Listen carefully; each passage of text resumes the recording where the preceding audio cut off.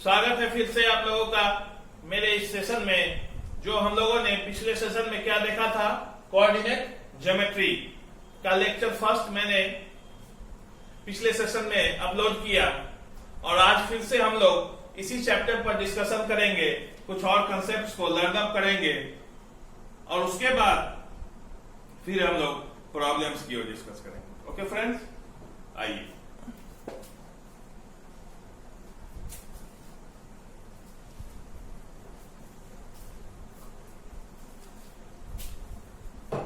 तो मैंने उस दिन पॉइंट्स पर और क्वाड्रेंट्स पर डिस्कशन की थी।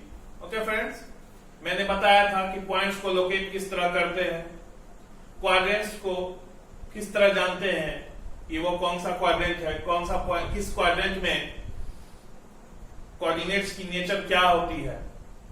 आज पॉइंट्स पर डिस्कस करते हैं कुछ हल्का, और फिर हम लोग फर्दर हमारे सिलेबस की ओर प्रोसीड करेंगे जो हमारे 10th के सिलेबस में मेंशन है। तो हमारा टॉपिक है फ्रेंड्स फिर से पॉइंट। तो मैंने उस दिन तो डिफिनीशन आपको लिखाया था पॉइंट्स का। पॉइंट्स का definition is such A geometrical figure which has no height, no length and no breadth is known as point. The radius of point is 0. Point का रेडियस कितना होता है? 0। ठीक है। पर आज हम बात करेंगे कि कितने तरह के पॉइंट्स हो सकते हैं। ठीक है फ्रेंड्स, पॉइंट्स के टाइप्स कितने हो सकते हैं। तो अगर पॉइंट्स के टाइप्स की बात की जाए, पॉइंट्स के टाइप्स की बात की जाए तो ये 2 टाइप्स के हैं friends. There are 2 types of friends point. One stationary point, stationary point and second moving point.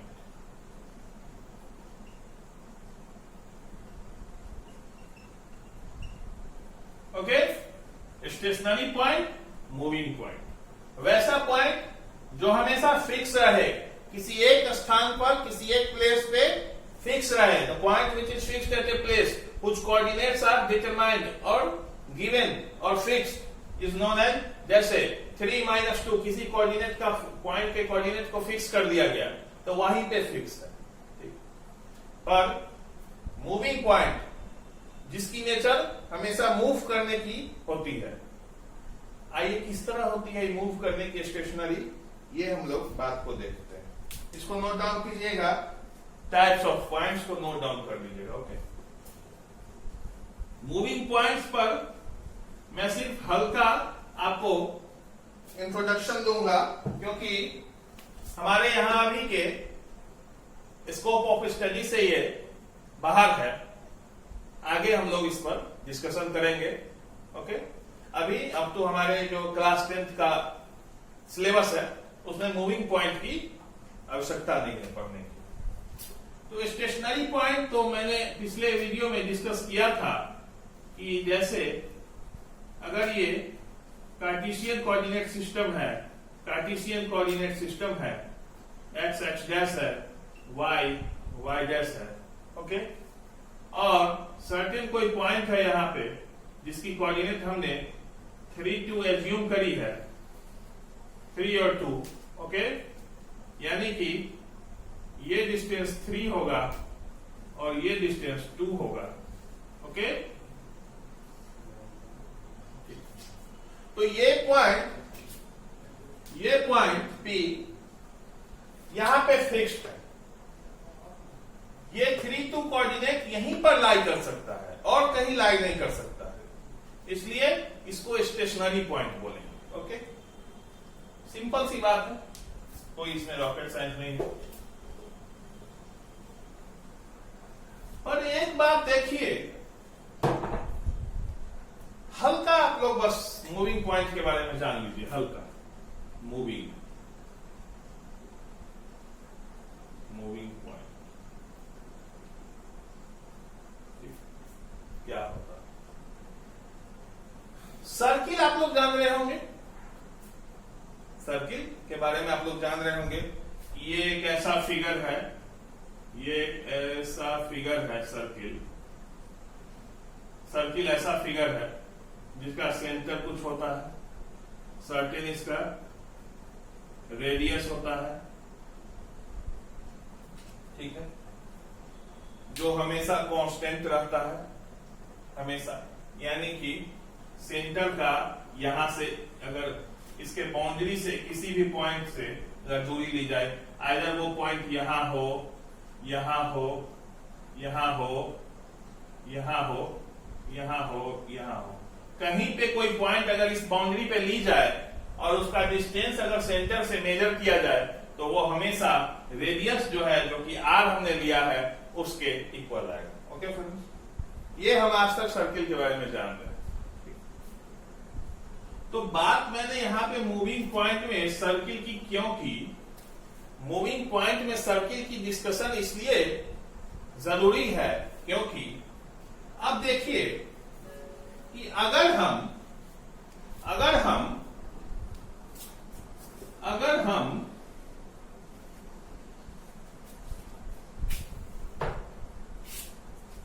ध्यान से देखिएगा, अगर हम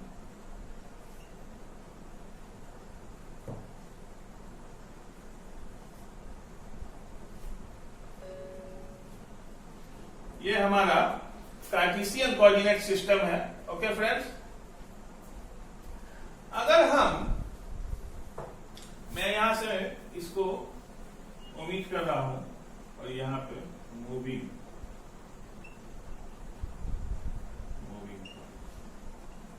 कार्टेशियन कोऑर्डिनेट सिस्टम है यह हमारा, ये मैंने डिस्कस कर दिया था अपने पिछले वीडियो में, वहां से आप रेफरेंस ले सकते हैं कि आखिर कार्टेशियन कोऑर्डिनेट सिस्टम क्या है।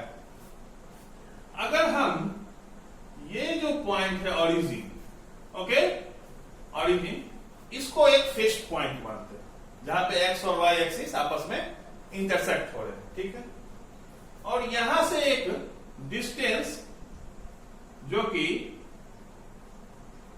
2 सेंटीमीटर की है लेते हैं, एक आर्क लेते हैं, इस तरह से एक आर्क लेते हैं और इसको रोटेट करवाते हैं इस प्लेन पर,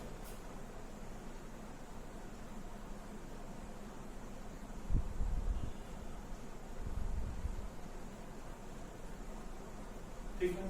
तो कुछ इस तरह का हो सकता है, ये 2 ज्यादा है, ये कम है, लेकिन अगर कुछ इस तरह का फिगर हमें मिलेगा।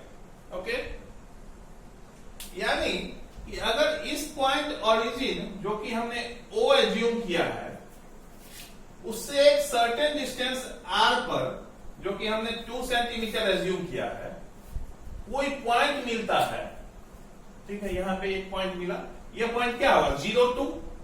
अगर इस पर्टिकुलर पॉइंट की बात की जाए तो ये पॉइंट क्या है, 0,2, क्योंकि y एक्सिस पर है, x कोऑर्डिनेट 0 होगा, ठीक है, तो ये पॉइंट 0,2। लेकिन जिस तरह इस चीज को अगर हम मान लीजिए मेरा ये थंब जो है ओरिजिन पे है और ये फिंगर जो है इस पॉइंट पे है, इस तरह से इस आर्क को हम घुमाते हैं या फिर इस तरह से घुमाते हैं, ऐसे क्लॉकवाइज ही घुमाते हैं, क्लॉकवाइज घुमाते हैं, तो ये पॉइंट जब कुछ आगे बढ़ रहा है तो ये पॉइंट बन जा रहा है, कुछ आगे बढ़ के ये बन जा रहा है, आगे बढ़ के ये बन जा रहा है, ये बन जा रहा है, फिर ये बन जा रहा है, ये बन जा रहा है, ये बन जा रहा है, ये मतलब हर क्वाड्रेंट में या क्वाड्रेंट के अंदर भी ये पॉइंट जो था जब घूम रहा है तो अलग अलग पॉइंट को इंडिकेट कर रहा है। पर एक बात सभी पॉइंट्स में कॉमन है, वो क्या है, वो ये है कि इस आर्क पर या इस बाउंड्री पर जितने भी पॉइंट्स मिल रहे हैं उन सभी का ओरिजिन से डिस्टेंस क्या है, कांस्टेंट है, और वो क्या है, 2 सेंटीमीटर है, या आर आपने जो भी एज्यूम किया, ठीक है। ओके, तो हमने देखा, तो इसी तरह जब ये पॉइंट्स को मूव हम कराते हैं, एक पॉइंट फिक्स करके, इस पॉइंट को फिक्स करके ओरिजिन या किसी भी पॉइंट को, और एक सर्टेन डिस्टेंस लेके और उस पॉइंट को मूव कराते हैं हम लोग, तो बनने वाला फिगर जो है वो क्या कहलाता है? सर्किल। तो सर्किल जो है एक मूविंग पॉइंट का एग्जाम्पल है। ओके फ्रेंड्स, कई एग्जाम्पल है, कई ज्योमेट्रिकल फिगर्स है।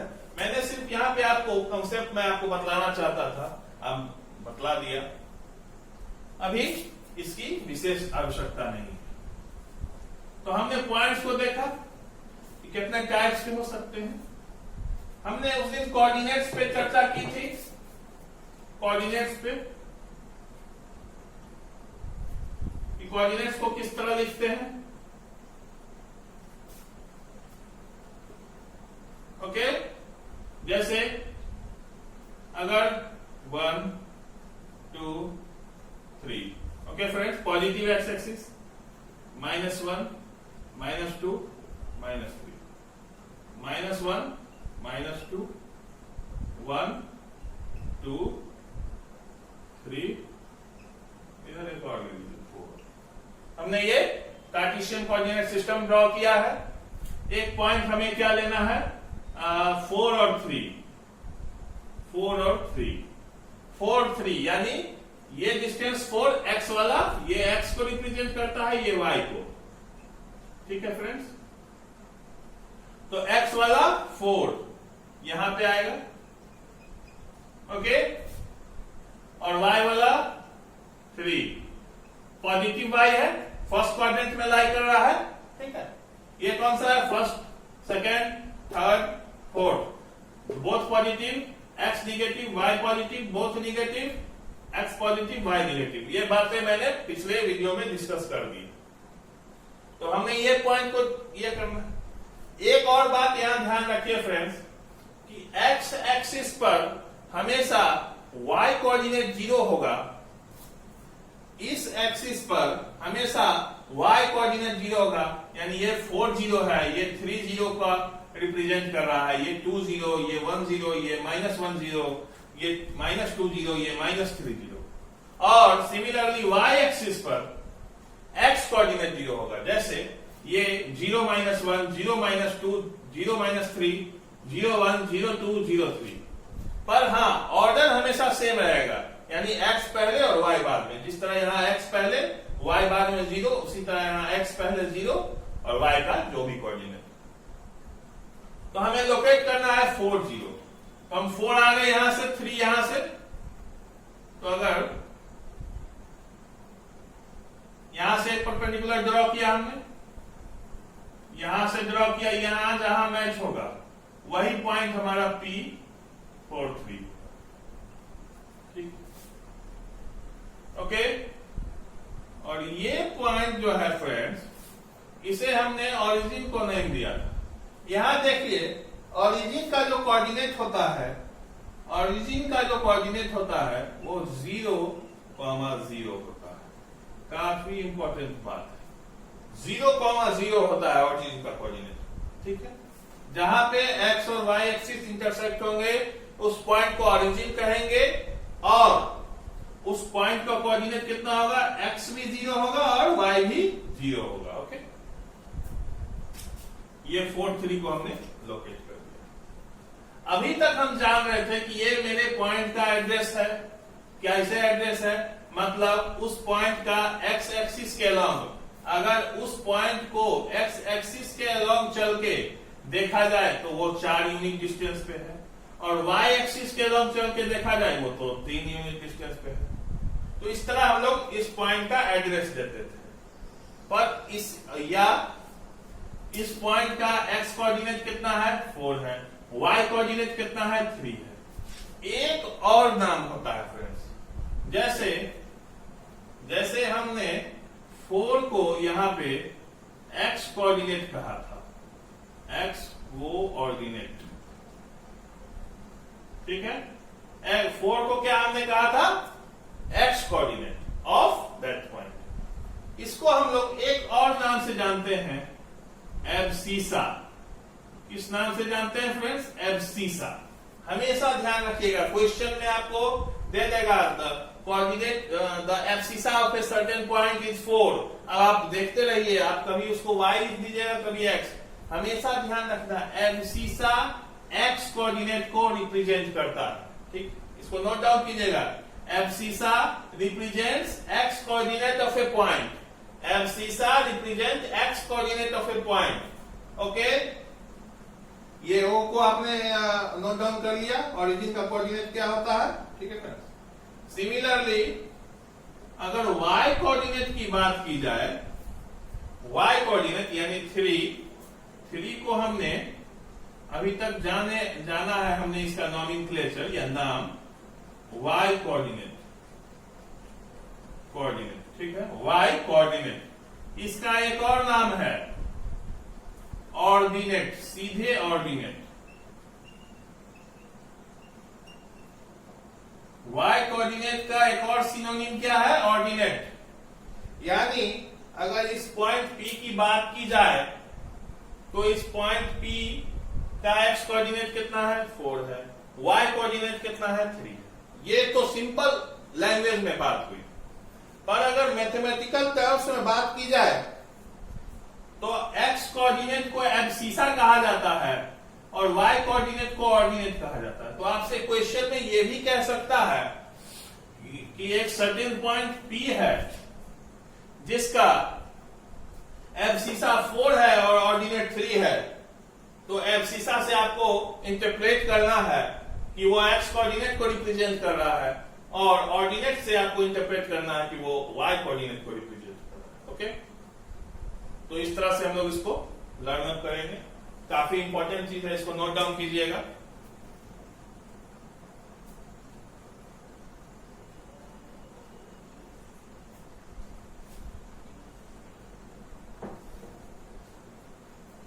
तो हमने यहां पर पॉइंट से रिलेटेड जितने भी डिस्कशन थे वो हमने कर लिया। अब आप लोग को एक छोटा सा वर्क मैं दे रहा हूं, छोटा सा। ये आपको आइडेंटिफाई करना है। क्वेश्चन है identify all the points located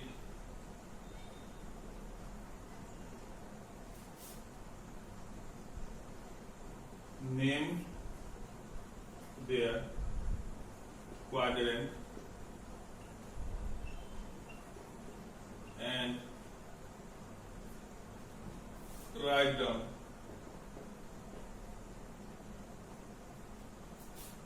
abscissa and ordinate of certain of these points। मतलब मैं यहां पे कुछ पॉइंट्स को नोट डाउन करने जा रहा हूं। उन पॉइंट्स का आपको आइडेंटिफाई करना है। ठीक, उसकी लोकेशन बतानी है कार्टेशियन कोऑर्डिनेट सिस्टम में। वो किस क्वाड्रेंट में लाई कर रहा है उसको बतलाना है और उनके एब्सिसा और ऑर्डिनेट को लिखना है पर्टिकुलरली कि दिए गए पॉइंट का एब्सिसा क्या है और ऑर्डिनेट क्या है। तो बात क्या किया जाए तो हमारा पॉइंट है 4, 3। सेकेंड पॉइंट है -3, 2। थर्ड पॉइंट है -3, -3 और फोर्थ पॉइंट है 7। इन चारों पॉइंट्स को आप नोट डाउन कर लीजिए। आपको इसकी लोकेशन बतानी है, इनकी क्वाड्रेंट्स में ये बताना है और इनके एब्सिसा और ऑर्डिनेट को आपको बताना है। इसको हम नोट डाउन करके इस क्वेश्चन को बनाइएगा। आपके लोकेशन से जुड़े हुए और क्वाड्रेंट, एब्सिसा, ऑर्डिनेट के डाउट क्लियर हो जाएंगे। ओके, जैसे हमारा एक पॉइंट था 7 - 2। एक एग्जांपल मैं कर देता हूं। एक पॉइंट था हमारा 7, -2। ओके, सबसे पहले हम x axis, y axis sketch करेंगे। मैं ये यहां थोड़ा सा स्पीड अप कर रहा हूं, काफी बार बतला चुका हूं। ये y है, ये y डैश है, ये ओरिजिन जिसकी कोऑर्डिनेट 0 0 होती है, ये 7 है। आप इसको यूनिट से डिवाइड कीजिएगा। मैं एज्यूम करता हूं कि यहां पे जैसे 1 2 3 4 5 6 7, ओके, ये 1 2 3 4 5 6 7 एक एक यूनिट के डिस्टेंस पे लिए गए पॉइंट्स है।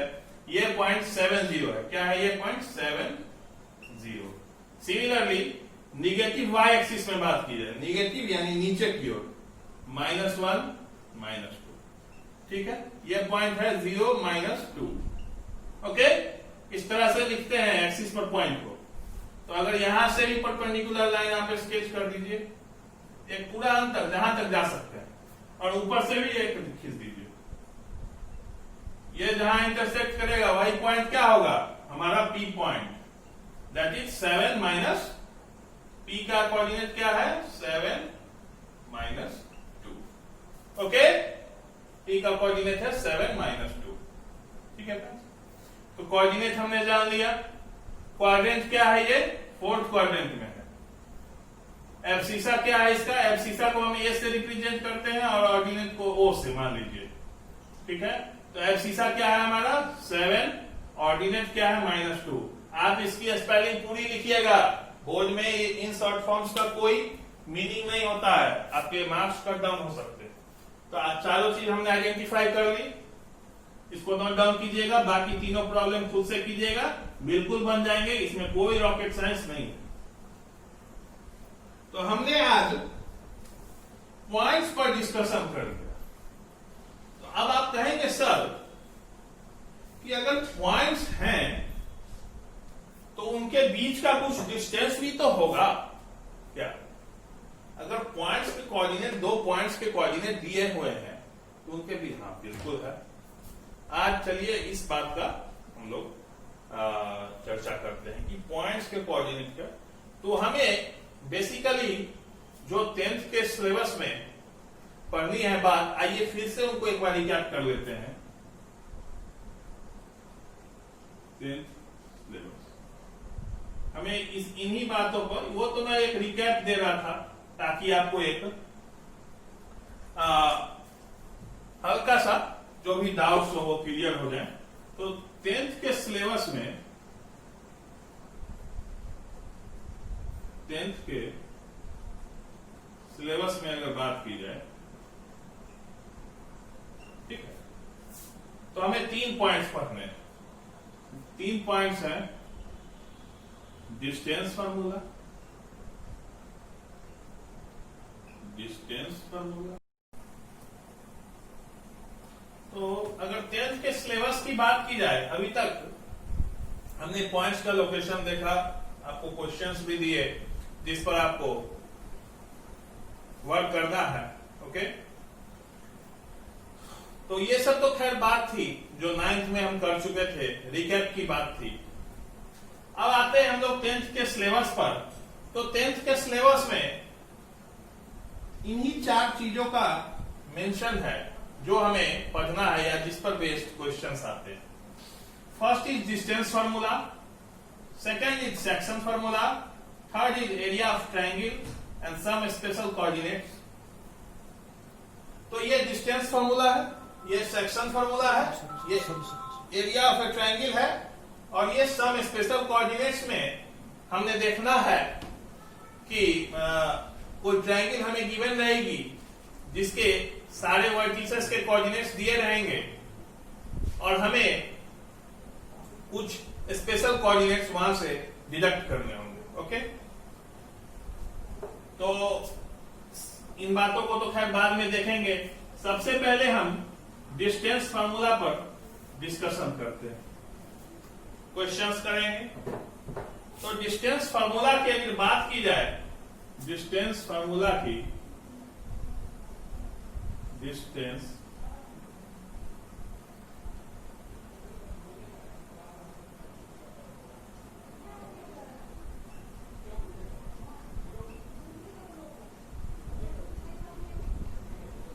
फॉर्मूला क्या है? ये डिस्टेंस फार्मूला।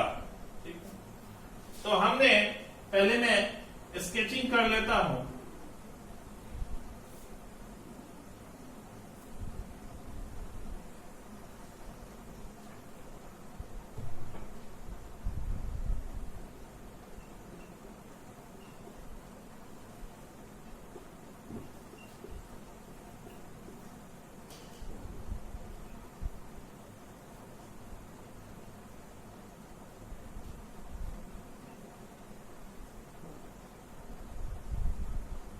ओके, मैंने यहां स्केचिंग जो की है वो है फ्रेंड्स कि ये एक्स वाई जो है, एक्स और वाई एक्सिस को रिप्रेजेंट कर रहा है, ठीक है फ्रेंड्स, और कार्टेशियन कोऑर्डिनेट सिस्टम है ये, ओके।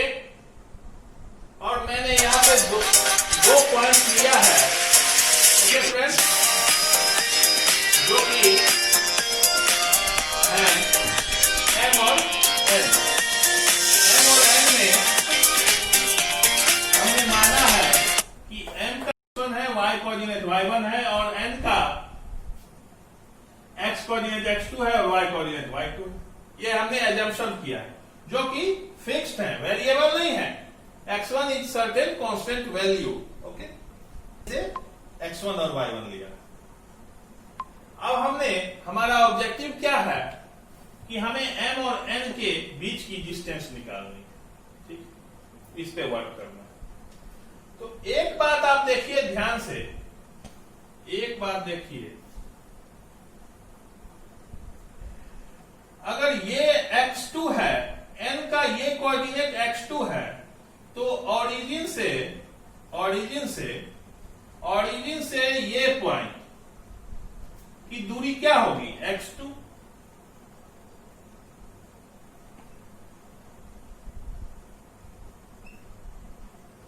ओके, ये क्या होगी, x2।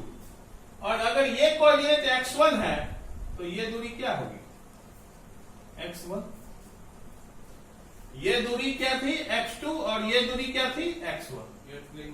सिमिलरली उसी तरह अगर इस पॉइंट की बात की जाए तो ये दूरी क्या है, y2। मैं ये सब बात बता चुका, ये x2 y2 है, यानी y कोऑर्डिनेट y2 है, यानी ये पॉइंट ओरिजिन से y2 ऊपर होगा, तो ये दूरी है y2।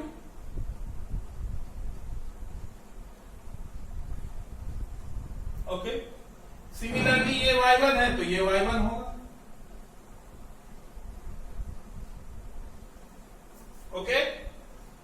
ये x2 है, ये x1 होगा, ये y2 होगा, ये y1 होगा, तभी तो पॉइंट लोकेट होगा, ये x1 y1। अब अगर इस पॉइंट को हम मान लें ये P है, एजम्पशन कर लेते हैं, तो ध्यान से देखिएगा, ये x2 है, ये x1 है, ये x2 है, ये x1 है। x2 में से x1 घटाएंगे, माइनस करेंगे, तो ये मिलेगा, और ये किसके इक्वल होगा, MP के, यानी ये पॉइंट क्या हो गया, ये डिस्टेंस क्या हो गया, x2 माइनस x1। ध्यान से देख लीजिए, ये x2 है, ये x1 है, ये डिस्टेंस क्या होगा, x2 माइनस x1। सिंपल सी बात है, ये डिस्टेंस क्या होगा, x2 माइनस x1। तो इस ज्योमेट्री में ये रेक्टेंगल बन रहा है, तो ऊपर वाला भी, अपोजिट साइड भी इसके इक्वल होगा। इसको ड्रॉ कर दीजिए, ये x2 माइनस x1 हमें मिल गया। सिमिलरली अगर इस एक्सिस, इस ऊपर की ओर बात की जाए तो ये y2 है, ठीक, ये y1 है, तो ये दूरी क्या होगा, y2 माइनस y1। इसी तरह ये दूरी क्या होगा,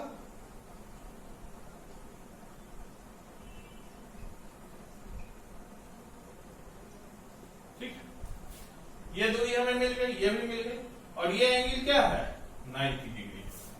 एंगल NPM क्या है, 90 डिग्री परपेंडिकुलर, ठीक है। तो अब अगर इन ट्रायंगल NPM की बात की जाए,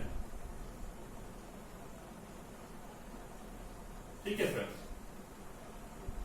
तो NM का स्क्वायर, क्योंकि हाइपोटेन्यूज का square is equal to perpendicular का स्क्वायर प्लस बेस का स्क्वायर होता है, तो हाइपोटेन्यूज यहां NM है, NM का square will be equal to NP square plus PM square, NP square plus PM। ये फॉर्मूला आप ध्यान रखो, पाइथागोरस थ्योरम। तो हमें nm ही तो निकालना है, यही तो इस दोनों पॉइंट्स के बीच की डिस्टेंस है। ओके, तो यहां से हम nm फाइंड कर सकते हैं in terms of x2 and x1। तो nm की बात की जाए, nm की, तो np क्या हमें मिल गया था? np will be y2 minus y1 to the whole square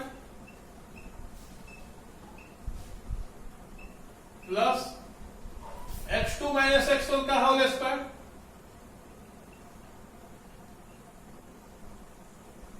यही तो है हमारा nm square.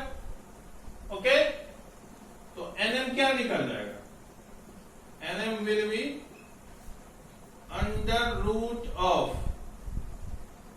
x2 minus x1 का whole square plus y2 minus y1 का whole square. This is distance formula.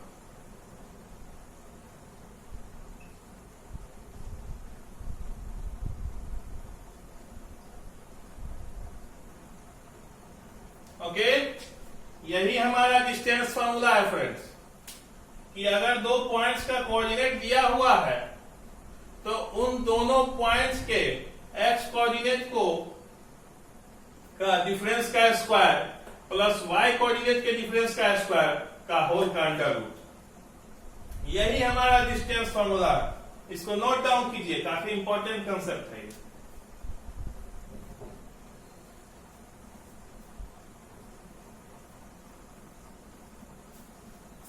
आइए अगले पॉइंट्स पर हम डिस्कशन करते हैं।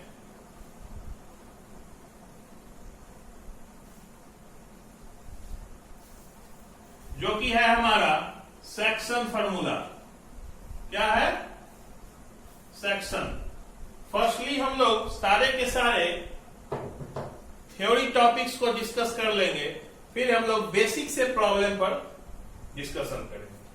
हमारा अगला कंसेप्ट है फ्रेंड्स सेक्शन फॉर्मूला। बेसिकली अभी मैं समझा दे रहा हूं कि आखिर इसमें हमें करना क्या है। मान लीजिए ये कोई लाइन है, ओके, जिसमें ये पॉइंट यहाँ पे P है और ये पॉइंट Q है। ओके, इस पॉइंट का कोऑर्डिनेट हमें x1 और y1 दिया हुआ है और इस पॉइंट का कोऑर्डिनेट हमें x2 और y2 गिवन है, कोई कांस्टेंट गिवन है। ठीक, इसे कोई पॉइंट, ये पॉइंट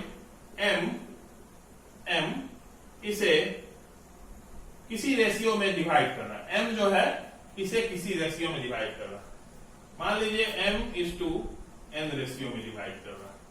ठीक है, ये एक लाइन है जिसका कि दो पॉइंट्स है इस पर P और Q, जिसको कि ये पॉइंट M जो है वो m/n रेशियो में डिवाइड कर रहा है। ओके,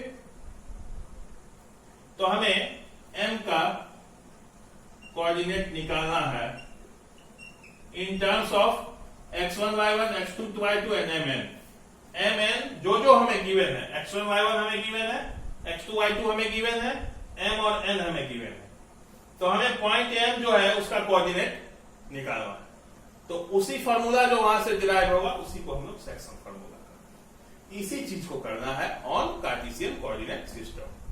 आइए देखते हैं, आप लोग इस बात को नोट डाउन हल्का रफ में कर लीजिएगा कि आखिर सेक्शन फॉर्मूला मतलब ऑब्जेक्टिव क्या होता है उसमें, इस चीज को फाइंड करने का।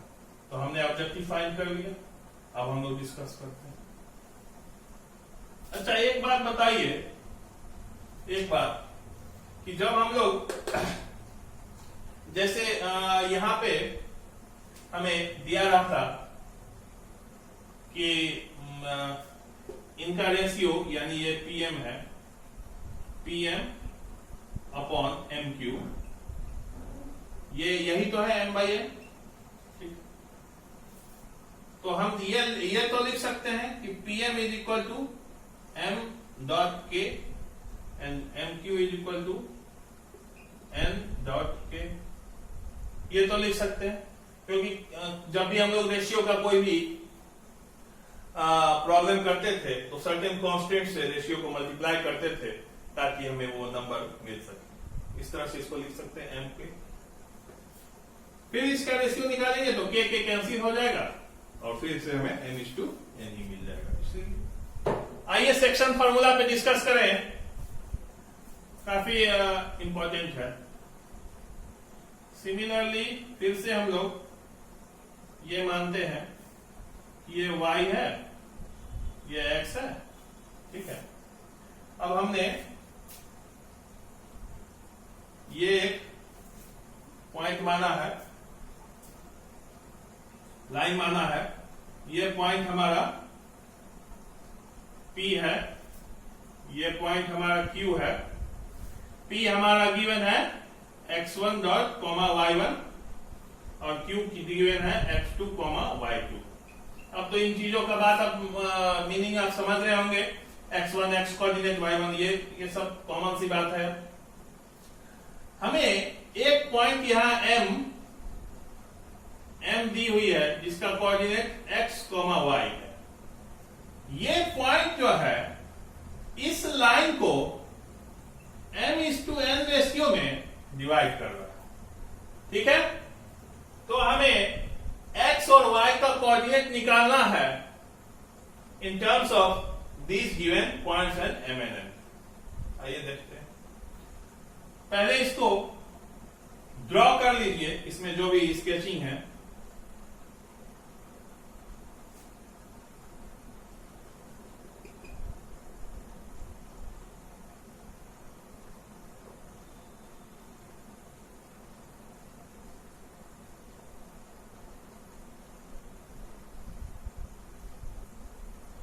इसको अच्छे से ड्रॉ कर लीजिए। फिगर से ही यहां सब कुछ होता है दोस्त, यहां पे सारी बातें फिगर से ही जज होती हैं।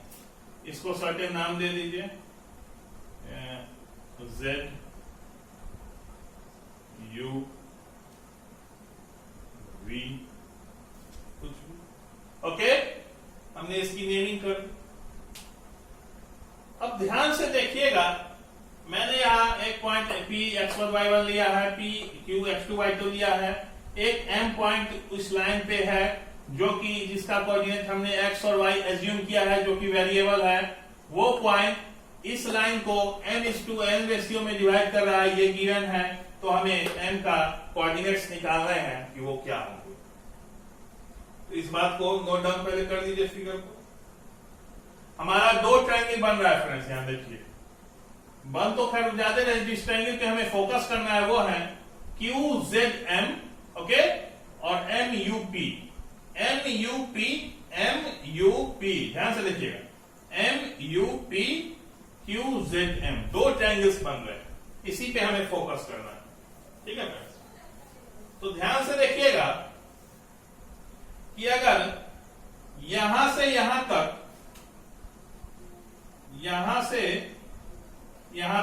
x1 है, यहां से यहां तक x है, ओके।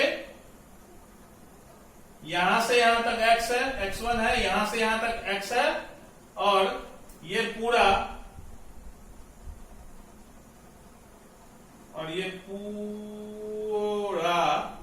x2, ठीक।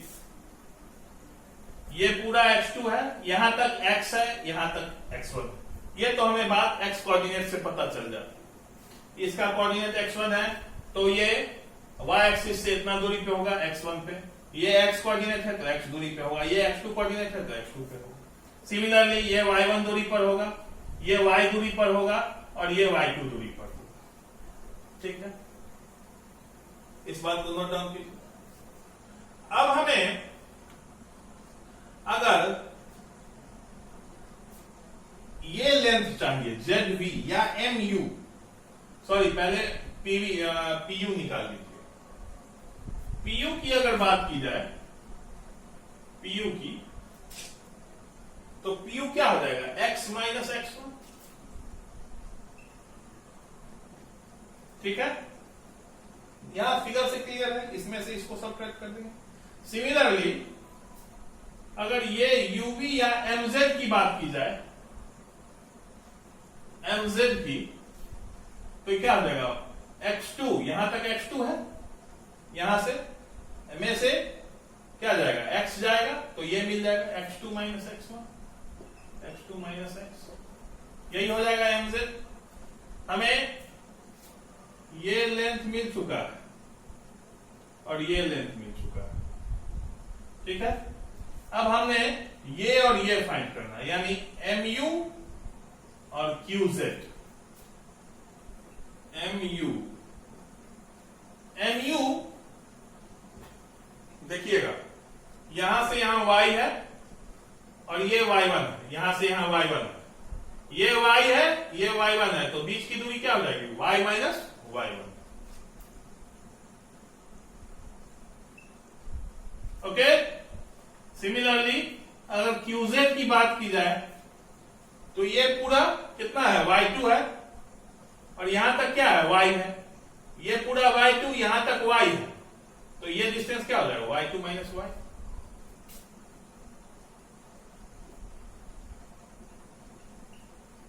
इसको नोट डाउन कीजिए,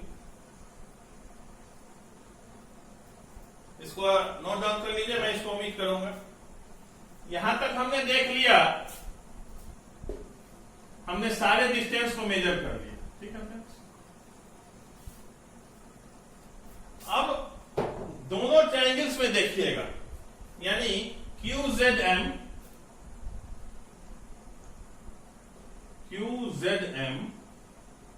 एंड ट्रायंगल MUP,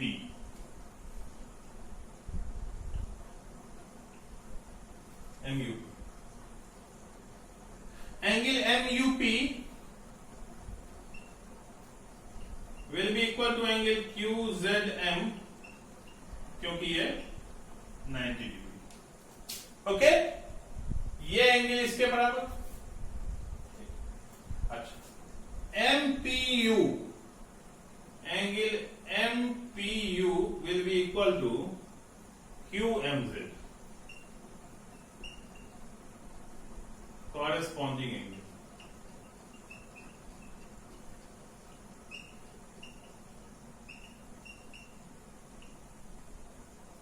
ओके,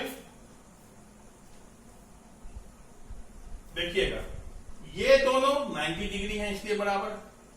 ये एंगल और ये एंगल आपस में कोरेस्पॉन्डिंग है, ये और ये पैरेलल लाइन है, ये ट्रांसवर्सल है, तो ये और ये आपस में क्या होंगे कोरेस्पॉन्डिंग एंगल। पैरेलल लाइंस में आप ये जरूर पढ़ चुके होंगे।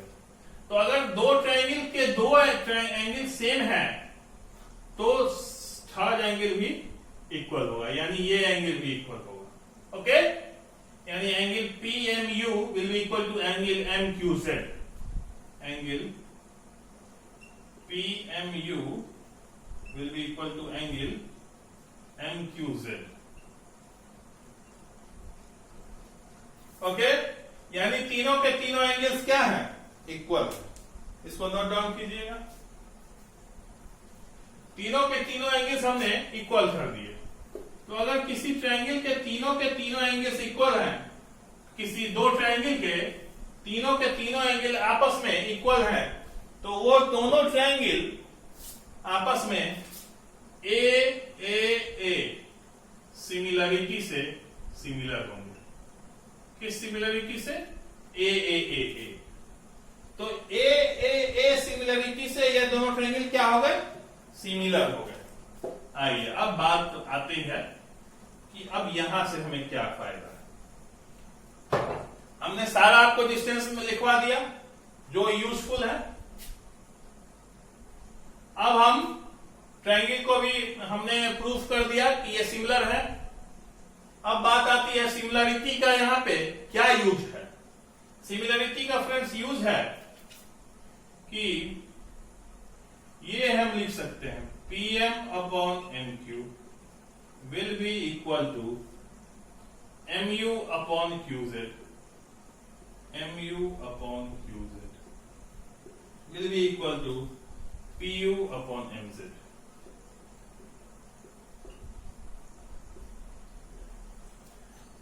ट्रायंगल अगर सिमिलर है तो उसके साइड्स का रेशियो भी आपस में इक्वल होगा। तो हमने इसके हाइपोटेनस को इसके हाइपोटेनस के बेस के साथ लिखा, इसके परपेंडिकुलर को इसके परपेंडिकुलर के साथ लिखा यानी mu अपॉन qz, और इसके बेस को इसके बेस के साथ लिखा यानी pu अपॉन mz। इसको नोट डाउन कीजिए। तो ये जब ट्रायंगल सिमिलर होते हैं तो ये कंडीशन हम लिख सकते हैं। जब सिमिलरिटी पे हम लोग आएंगे तो इसको विस्तार में चर्चा करेंगे।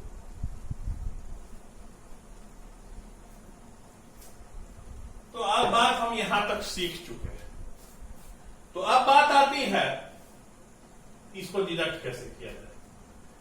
तो जो जो हमने माना था उसको राइट डाउन कर दीजिए। That is m upon n perpendicular hypotenuse का रेशियो pm अपॉन nq था। अभी हमने पीछे डिस्कस किया था कि अगर रेशियो है तो उसको mk अपॉन nk भी लिख सकते हैं, तो k के फिर से कैंसिल हो जाएगा, तो pm अपॉन nq को अल्टीमेटली m/n लिख सकते हैं। ओके, यही रेशियो हमें गिवन था। अगर इसके रेशियो की बात की जाए परपेंडिकुलर के, तो इसका परपेंडिकुलर था y2 माइनस y और इसका परपेंडिकुलर था y माइनस y1। और अगर बेस की बात की जाए, बेस की बात की जाए तो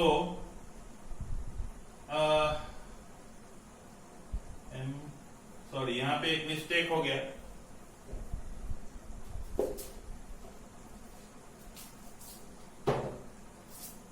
m/n, तो इसका परपेंडिकुलर है फ्रेंड्स y माइनस y1 और इसका परपेंडिकुलर है y2 माइनस y। सिमिलरली अगर बेस की बात की जाए तो इसका बेस है x माइनस x1 और इसका बेस है x2 माइनस x। इन बातों को तो अब मैं बता चुका हूं।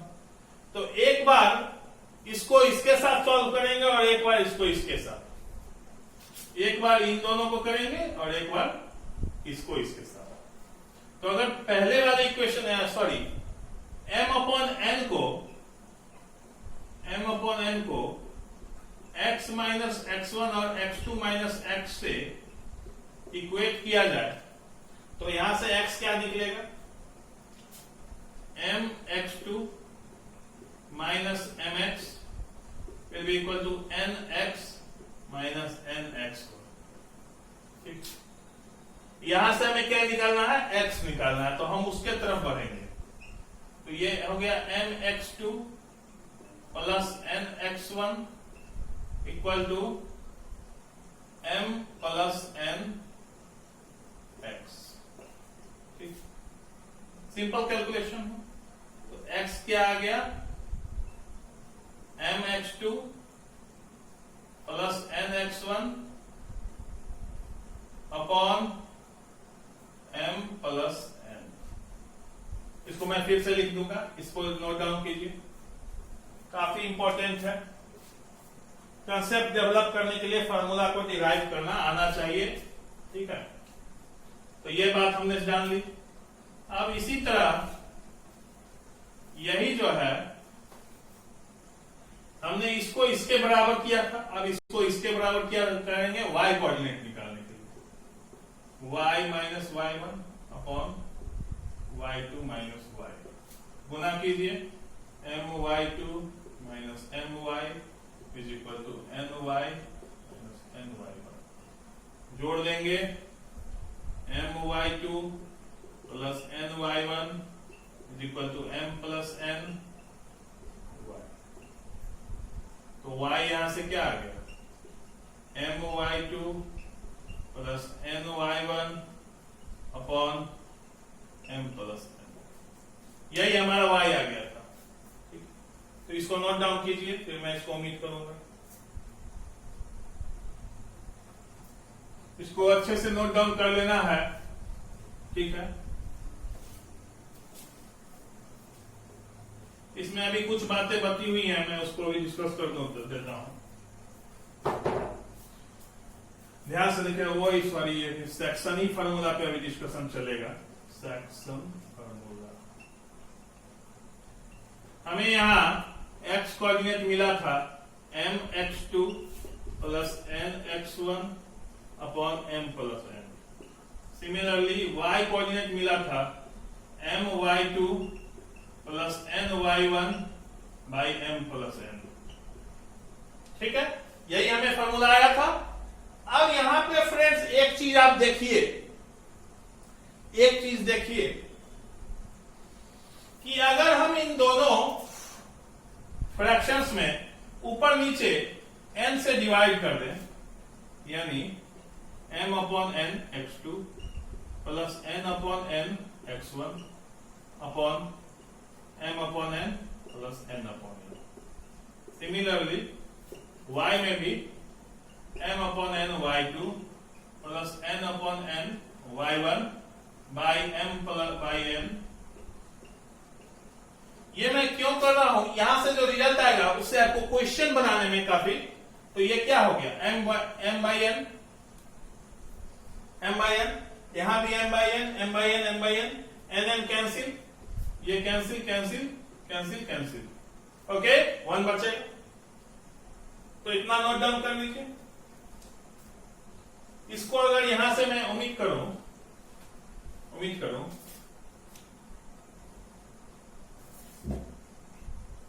और ये जो हमें आ रहा है m बाई n, इसको हम कुछ भी ले लें, इसको हम k मान लेते हैं। m बाई n को क्या मान लेते हैं, k। इसको नोट डाउन कीजिए। तो हमारा फॉर्मूला क्या हो गया, m बाई n यानी k x2 plus x1 upon k plus 1। Similarly y will equal to k y2 plus y1 upon, इससे फॉर्मूला थोड़ा हल्का हो जाता है। कैसे हमें इस पे, जैसे मान लेते हैं, इसको नोट डाउन कर लीजिए, एक हल्का सा प्रॉब्लम देख लेते हैं।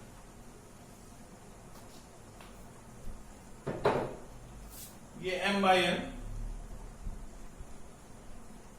क्या क्या मीनिंग होता है। जैसे ये लाइन है जिसमें एक पॉइंट है, मान लीजिए कि ये 3 4 है और ये पॉइंट है -3 4, जिसको कि कोई पॉइंट 0 2 किसी रेशियो मान लेते हैं ये कि 2:3 में डिवाइड कर रहा है। ठीक है, 2:3 में कोई पॉइंट m डिवाइड कर रहा है। तो अगर m का कोऑर्डिनेट निकालने पे हम लोग आए तो x कोऑर्डिनेट m का क्या हो जाएगा, x कोऑर्डिनेट हो जाएगा 2 into -3 plus 3 into 3 upon 2 plus 3। ठीक है,